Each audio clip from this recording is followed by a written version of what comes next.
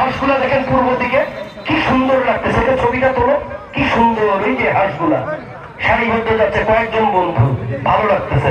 এগুলা কিন্তু দৃশ্য খুব ভালো লাগে।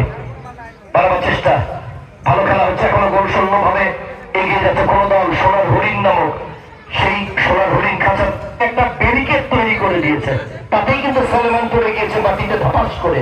একটাই কারণ, তরুণ হচ্ছে মনে হচ্ছে গ্যালিভার, আর এদিকে সলেমান হচ্ছে লিলিপুট। এই ধরনের অবস্থা খেলছে, হেরে গেছে সেমিফাইনালে, যে কারণে টেনশন মুক্ত। আর এইমাত্র আমার কালের কাছে ফিসির ফিসির করে বললো, ভাই এই টুর্নামেন্টই কিন্তু শেষ না, আরো কয়েক মাস পরে দেখেন শীতের মৌসুমে বড় টুর্নামেন্ট করবো এইখানে, আপনি একটু ঘোষণা দিয়ে দেন। ঘোষণা দিলাম অবশ্যই, আরিফ তুমি পারবা, কারণ নুর ইসলাম চেয়ারম্যান যদি তোমার পাশে থাকে, অন্যান্য কর্মকর্তারা থাকে, রফিকুল ভাই যদি থাকে, ইনশাল্লাহ পারবা এই ধরনের টুর্নামেন্ট করবা। তবে আগামীতে চেষ্টা করবা কোনো খালি পায়ে টুর্নামেন্ট হবে না, একেবারে বুট পরে প্রাইস মানিতে একটু বেশি করে দিবা, 30-20 বা 20-10 এরকম দিবা।